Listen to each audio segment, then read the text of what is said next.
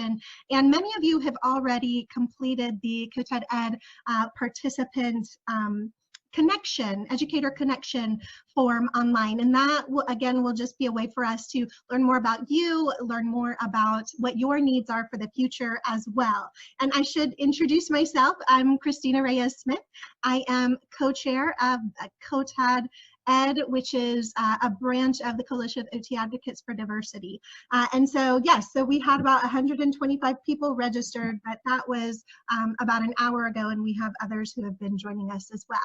So if you have some lunch, feel free to eat.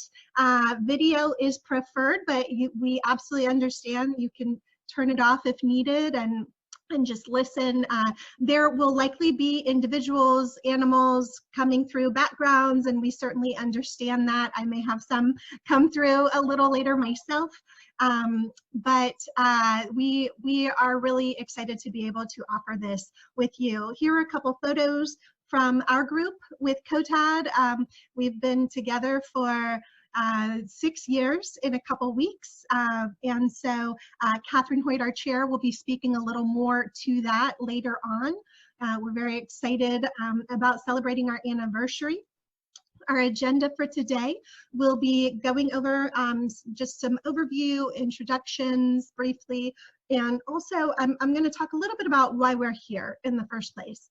We'll also have some words from AOTA, from our president, Wendy Hildenbrand, which we're very excited about, as well as Sherry Karamittis, who is our executive director of the AOTA. And we'll have some updates from COTAD and COTAD-ED. And then our sessions today are a little different from a traditional workshop or continuing education style. We wanted to provide announcements and updates to you, but a hallmark of our COTAD-ED lunches and dinners has been having these small group breakout sessions where you can interact with other educators, other future educators as well, to share about what are some of the experiences that you're having in your home institutions and in your academic programs, the challenges, the strategies, and hopefully we can help you to establish some solutions and resources that you may not have been aware of to take back to be more effective in your home areas. And so after the small groups, we'll come back together, and those groups will be groups of 4. You'll be randomly assigned through modern technology with Zoom, and then we'll come back for large group discussion, and we'll have some closing remarks from our COTAD Vice President, Dr. Arame Andirizade. And so that is our general overview. As I mentioned, I serve as the co-chair of COTAD-ED. I am one of the original co-founders of COTAD, and a little later we'll have introductions from some of the COTAD leadership as well. So we want to just thank everyone who has supported us through COTAD, COTAD-ED, our COTAD student chapters. Many of you are working with your students right now to establish those or grow them in your academic programs. And the work that Dr. Rame Andirizade has done helping to build those programs is just phenomenal. And so, but it wouldn't happen without you and your support as well through that initiative and the many other initiatives over these last 6 years. We also wanted to take a moment to of silence to reflect on those who are currently struggling with the coronavirus, those who are on the front lines of the struggle as well, the healthcare workers, the essential workers, and others who are having to be a part of the national initiatives and that battle, so to speak. We also want to take a moment to recognize those who have been lost and the families, the friends, and the loved ones of those as well. So we'll go ahead and do that now.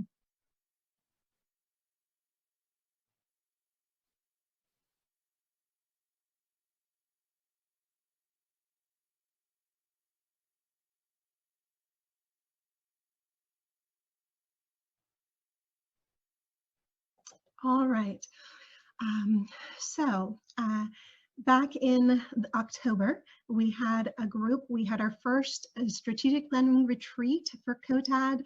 Last year, we established our 501c3 nonprofit status officially, and so we were able to have some visioning time. President Wendy Hildenbrand was there. She was able to virtually attend for a little while, as well as Rylisha Gibbs, who is our guest speaker on Saturday.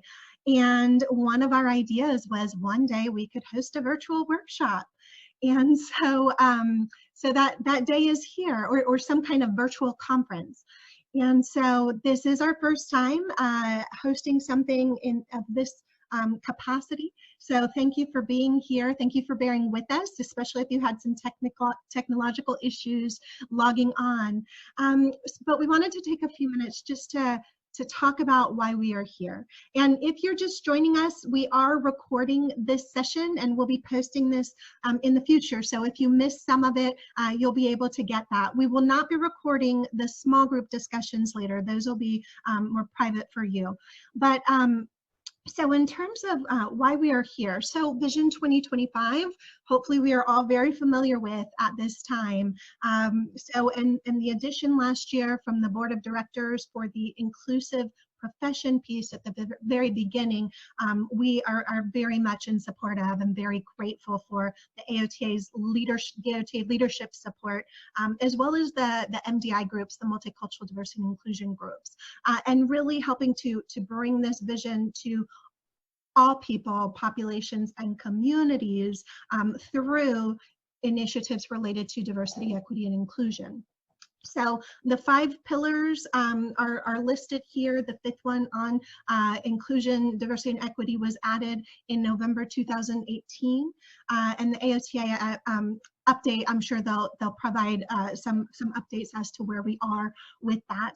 And then of course the Centennial Vision, this was really where we started with COTAD about the diverse workforce and meeting society's occupational needs. So those are still very much at the heart and soul of who we are as therapists. So if you look at national healthcare expenditures with the United States, we are now number 2. We were number 1 for quite some time for how much we spend on healthcare. But in terms of life expectancy at birth, as well as a number of other national health indicators, we're not number 1, 2, 3, or even 4. We actually are currently number 43. And so when I was an OT student 15 years ago, we were number 24, which really troubled me at that time. And we have continued to decrease in our national rankings. And that's not just among developed countries, that's among countries worldwide. So we definitely have had some kind of disconnect with how much we're spending and the value that we're getting out of our systems.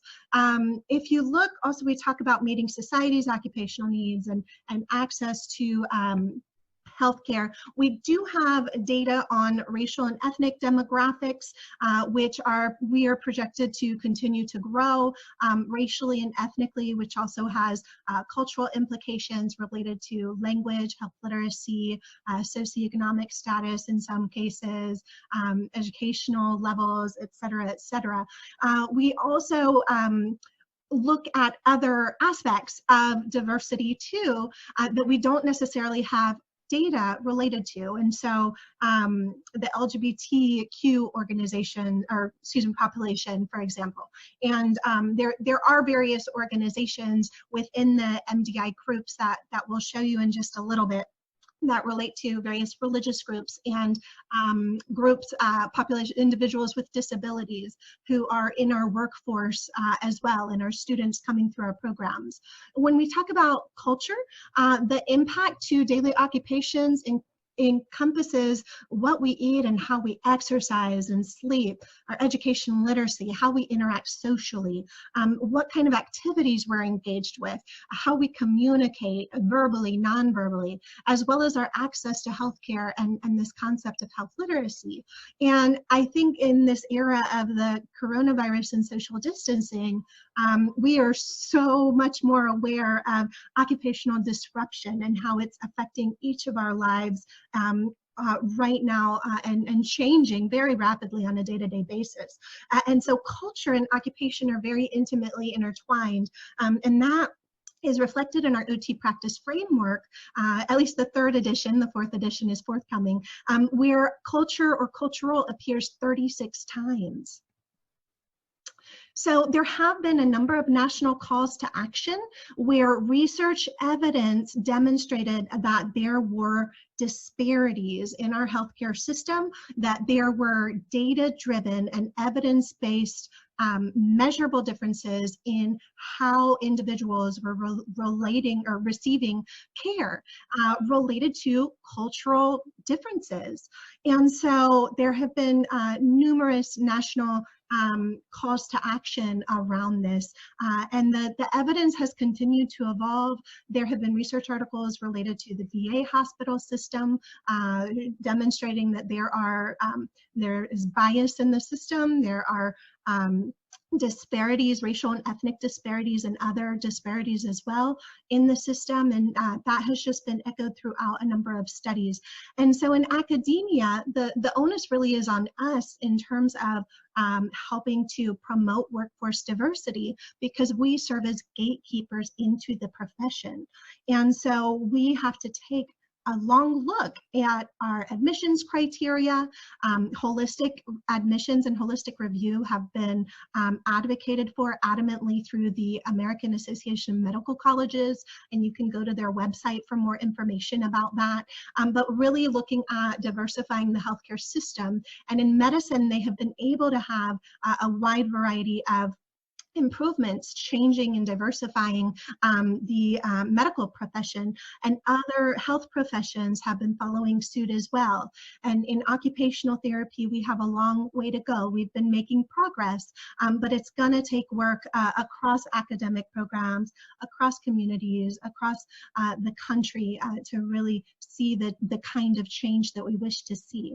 We do have some guiding documents related to occupational therapy. In addition to the Centennial Vision and Vision 2025, we have a Code of Ethics advisory opinion on cultural competence and sensitivity, which was updated last year to look more, in addition to the patient-provider experience, but also looking at workforce diversity and interactions with students and clinician to clinician, and so forth.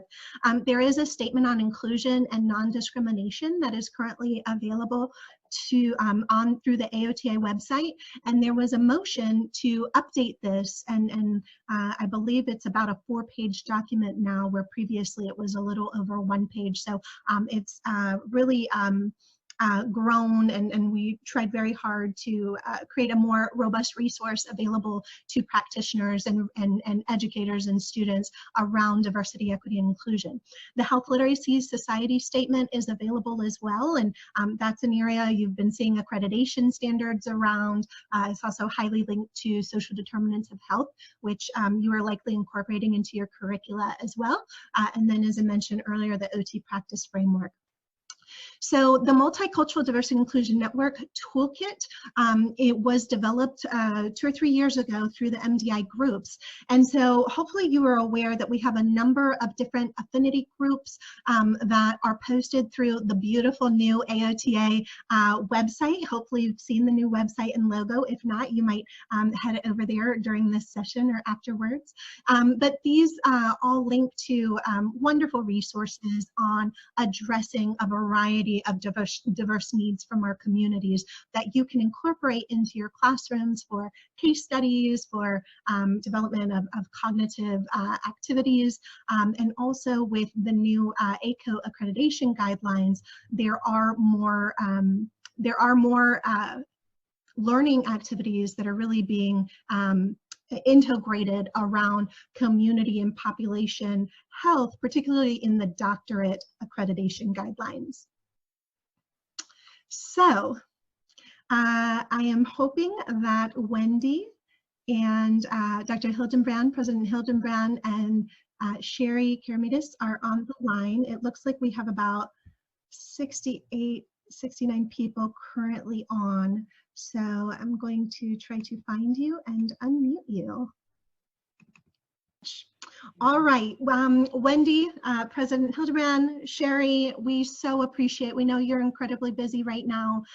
Thank you for your leadership with the conference, making a speedy judgment and also offering unique opportunities for speakers to continue to get their content out there.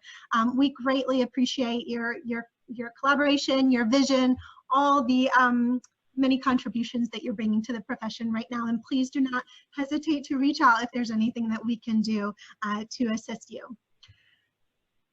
Thank you. Thank you very much. Thank you. I do want to make sure, was it Kim that had a birthday yesterday?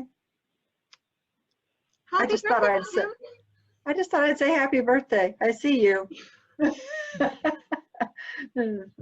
Okay, you all, I'm going to hang around. This is going to be a great meeting.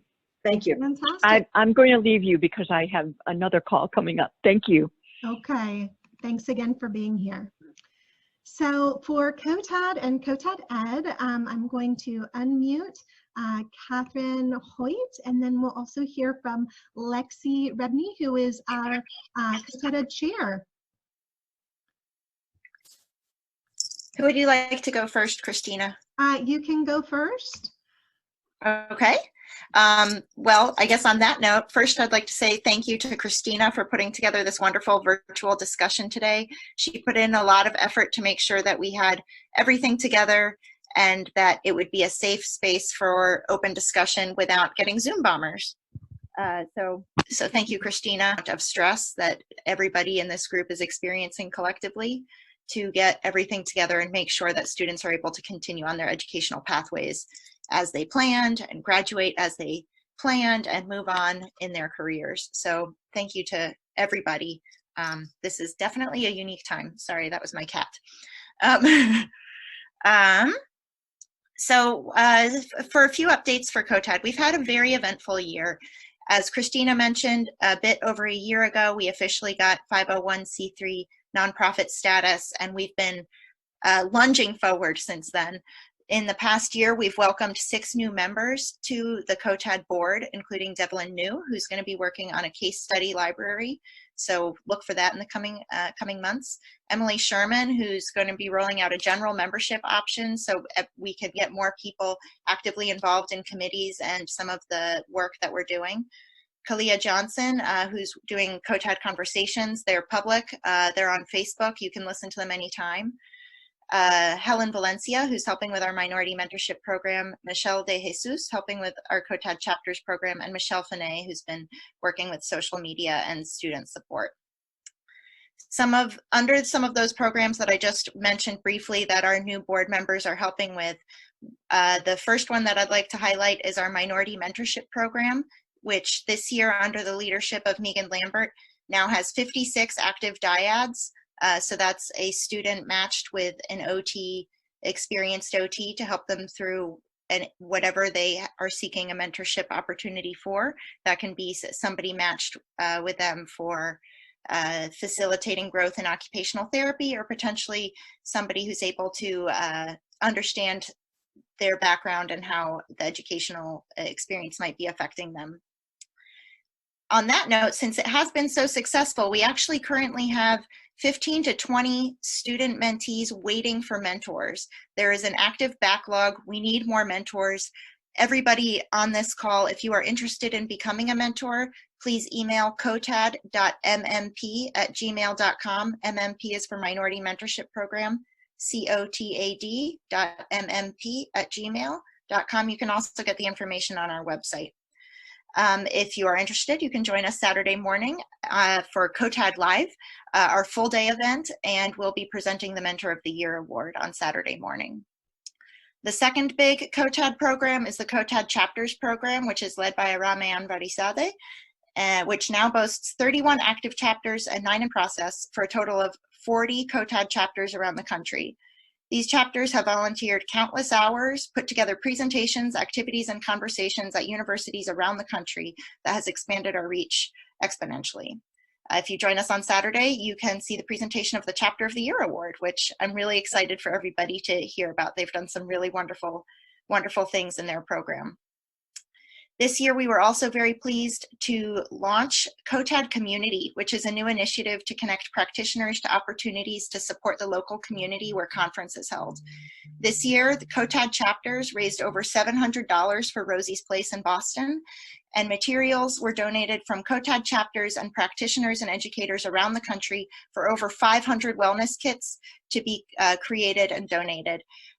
This wouldn't have been possible without our COTAD community crew, Jonette Ishmael, Whitney Harris, Christina Alabastro, and Bianca Callier, and especially to Kim Shoso, who had her birthday yesterday, who really made this possible. She was our local contact in Boston. She received pounds and pounds of humongous packages that loaded her entire house with donations from everyone across the country and some wonderful organizations that support occupational therapy.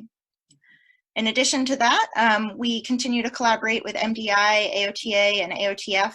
We're looking forward to that updated statement on our commitment to inclusion when it's approved. I think it's still waiting to be approved by the RA, is my understanding. But if I'm wrong, please let me know. Call me out on that. But as a result of all of these things this year, we've been able to increase our fundraising efforts, expand our ability to create materials, and provide additional support to students, faculty, and practitioners. We wouldn't be able to do this without all of you. So thank you, everybody, for your time and dedication and your passion and setting aside this morning to be with us. That's it. All right, we're moving into COTAD-ED. Thank you, Catherine. Yes, it is really a special moment. We're all sharing together here today and thinking about, you know, where we all would have been together in Boston. So I am really grateful we can all connect, and thank you for the leadership in AOTA and for all of you joining us. So again, I'm Alexia Revny. I'm the admissions coordinator and an instructor for the occupational therapy program at UW-Madison. And I'm also one of the newest chairs of COTAD-ED.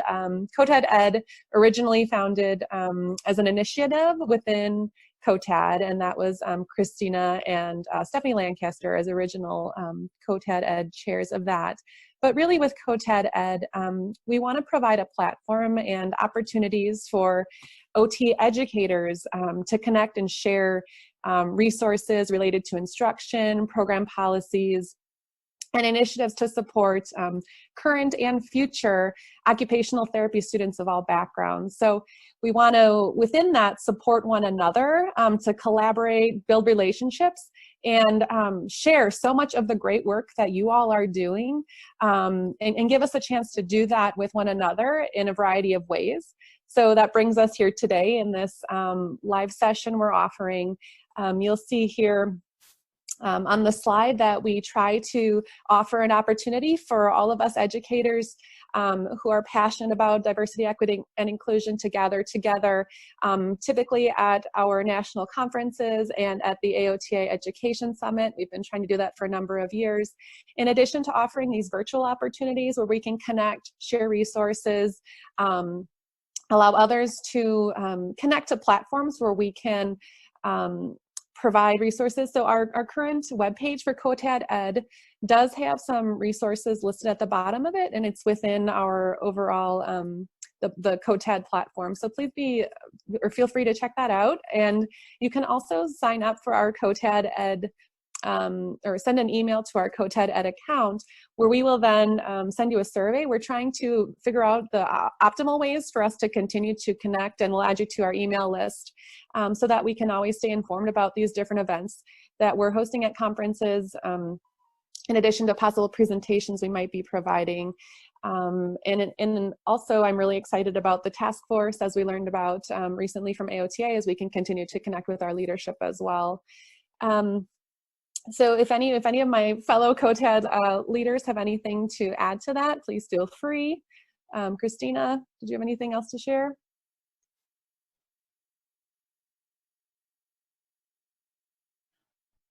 Thank you, Lexi. So the work that we've been doing has been very, very exciting. The discussions on diversity we've been hosting at the National Conference and at the Education Summit. So this is our alternative providing it virtually this year, but we do plan to host some sort of discussion on diversity at the Ed Summit in St. Louis this year in October. So hopefully, if all is well, you can join us there, and we would love to have you. We're also looking at rolling out a COTAD state initiative where we would provide sort of a toolkit that individuals can use to host some sort of discussion on diversity in concert with their state association meetings. So you can look for something along those lines later this year. And also my role with COTAD will be transitioning in a bit. We'll see exactly how much, but I wanted to take just a quick second to say thank you to everyone who voted on my behalf for the AOTA Board of Directors. I have been so overwhelmed and humbled by this opportunity, and I'm really thrilled to get started in July with President Hildenbrand and Sherry and the other board members as well. And I also want to mention, don't hesitate to reach out if you have ideas, questions, concerns in the future. I would have really loved to hear perspectives from students, practitioners, and educators from across the country about your experiences. So thank you to all of you who were able to provide those announcements for us today. We will be moving into our next session here, and there's a couple of references that we provided earlier.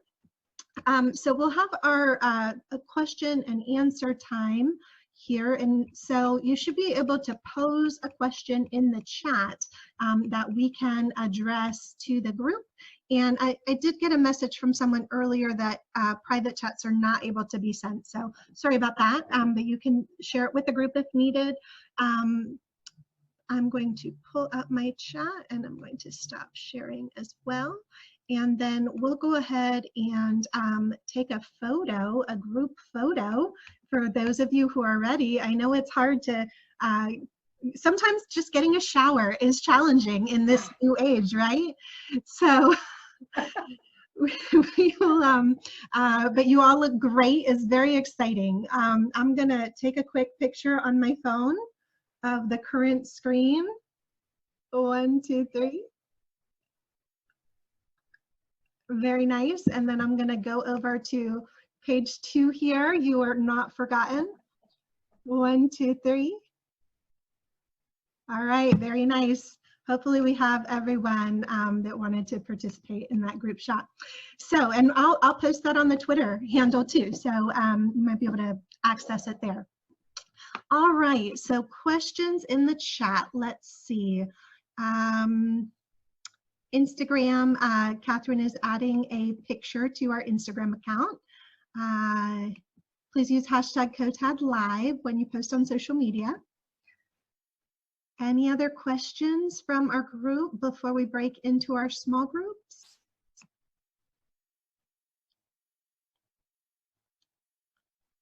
Okay, so, oh, that is,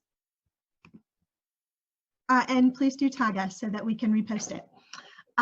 Okay, so it looks like there are no questions currently. We'll have more time for questions at the end of the next hour. And so with our groups, you'll be randomly, as I mentioned at the beginning, but I know some people have joined us, you'll be randomly randomized into a group of 4 people. I do have some questions that I'll post in just a second for you. And each group should identify a recorder or note taker.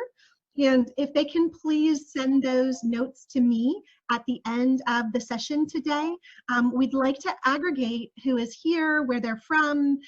We'd love to publish on our website or somewhere the academic programs that are represented here today through our virtual lunch. So your note taker will be recording that, as well as your responses to the questions. And the questions will not be specific to your institution or to you. It'll just be more of a general it'll give us a general idea of where people are at, what are some of the challenges that they're having. We are working on publications all the time, presenting all the time, developing additional tools and resources. There is certainly much to be done. And so we want to support you in the initiatives that you are working on and help you to accomplish your goals and address the needs in your communities. And anytime that we can grow that exponentially on a national or even global level, we'd love to help you to do that. We want to encourage you when you're doing something new, innovative, different. Write it up for publication in OT Practice, AJOT, JOT, any journals, the Education Special Interest Section Quarterly. Write it up. Tell us what you learned and what went well, what didn't go well. The more that we can share information about diversity, equity, inclusion strategies, the better off we're going to be. And in academia, that's kind of the name of the game, is we're sharing information, helping to move our profession forward. So we look forward to continuing to collaborate with you. And at the Education Summit, I was so proud of the extraordinary presentations and work that individuals were able to present on there. So keep it coming, keep presenting, keep sharing your ideas. All right, so Wendy, thank you for being here. I see that you need to get going. Thank you so much. Just thank you. Have a great rest of the day. So everybody take care. Take care. Okay. Bye-bye. Bye-bye. So Ellen also needs to step away, and certainly we understand everyone is very, very busy. So if you're not able to stay for this second hour, understandable. If you need to turn off your screen and just listen in, that'll be okay as well. And then I see there was one other question, how the digital divide is affecting folks during this time, being in education and seeing the effects. That is an incredible challenge right now, particularly with mental health and social participation. I actually have started a virtual coffee break on Wednesday mornings at 10:30 on Facebook Live, where I'm trying to talk about different strategies. The first one was about staying connected in the age of social distancing, and talked also about just some of the cores of getting sleep regularly and really fighting for that for the purposes of mental health and engagement. And this week was about some of my favorite technological tools. So if we're not friends on Facebook, please friend me. It's Cristina Reyes Smith, and you'll have access to all of that. But I think they are publicly available. So yes, and you might talk about that in your small groups a little bit too. I think that those were the only questions and posts that I saw. So we'll go ahead and break out. I know that we are a little bit behind on schedule, so we'll probably do about 20 minutes in our small groups.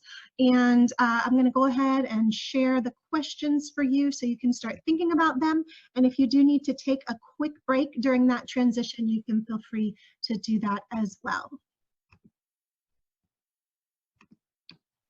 So yes, here we go. Okay, so identify a reporter and a spokesperson for your group. Introduce yourselves briefly and your roles, and I'll broadcast these questions for you so that you'll have them. But share up to 3 challenges you're having in your program related to DEI, and also talk about some potential strategies and solutions. I'll be floating through some of the groups, as well as Catherine Hoyt and Stephanie Lancaster, and we'll also add Arame Anvirizade and Lexi Rebney to that. And then by the time you finish, and I'll give you about a 5-minute warning when our time is going to be up. If you can identify one personal goal for yourself of how you can help move forward Vision 2025 for all people, populations, and communities this year, share that with your small group, and your note taker should also document those. And if you're comfortable having your name attached to that, you can do that. We have been tracking those throughout our other COTAD-ED initiatives this past year. But these are the questions for the next 20 minutes, and then we'll come together as a large group, debrief a little bit. Your spokesperson will be the one who can chime in and share, just so we don't have all, let's see, we have 55 people currently involved. So I'm going to go ahead and set up the breakouts. And if you have questions, please go ahead and you can share them in the chat room. Thank you again for being here. With the task force, the new motion being presented, with MDI's work and with their support with COTAD. It was beautiful to see Sherry and Wendy on this call supporting us. So there's a lot of transition happening, and I feel like the timing is even more appropriate for and critical for the work that we're doing together. Cristina did a wonderful job emphasizing that it's going to take work across academic programs, across communities. And I love that, Cristina. I love how you said it's really going to take a village to do this work, to increase diversity, inclusion, equity discussions and works. I thought our discussions were absolutely fantastic. And I feel like this is just like the tip of the iceberg. Like, we could actually talk more and really break out tangible pieces, which I think is absolutely beautiful. And I would like to see these conversations continued and interactions continue with each other beyond just like the 2 times a year COTAD-ED meetings, right? That we can be considered this village and feel comfortable having individual chats, or, you know, having these groups together where we're just touching base and trying to check in with each other, like Gary said, right? Like sharing some ideas, and so that we feel connected throughout the year. I see us as ambassadors, and I see us as leaders, and I want us to, and we as COTAD, it's COTAD-ED, it's COTAD in general, we want to empower and encourage you guys to be the voice in your programs and to inspire others to join you in this work, in the work of improving curriculum around these topics, increasing student support, doing publications, presentations, recruitment and retention of faculty and students from underrepresented backgrounds. We are the ambassadors, and we can continue to spread this work with the other individuals within your academic programs. So I just, you know, COTAD-ED is excited about this work, is excited about staying connected with all of you. And I don't want to just continue chatting, but I just want to thank you guys all for your passion, for your energy, for your words of encouragement, and for your involvement in this. It takes a village, and there's students on this call, there's faculty on this call, there's lots of different viewpoints and perspectives, and all together I feel like we will continue to make progress in diversity, equity, and inclusion work. Thank you, Cristina and COTAD-ED leaders, for really doing a fantastic job, for staying consistent. And, you know, Cristina, we were like, we're not canceling, we're going to figure out a way. And that just speaks to the commitment of how much we are so passionate about this work. We're all volunteers in this work, but I feel like all of the work that we do can be embedded in every aspect of what we do professionally. So thank you for joining. It is 12:01 on West Coast time, 2:01, 3:01 for others. So it's officially my lunchtime. So I'm going to say goodbye and thank you so much. Thank you so much, Arame. And thank you all for being here. So if you still want to share, I'm here. Anyone else who wants to stay in, stay healthy, stay hopeful, and please continue to keep in touch. And we love seeing you and hope to see you soon.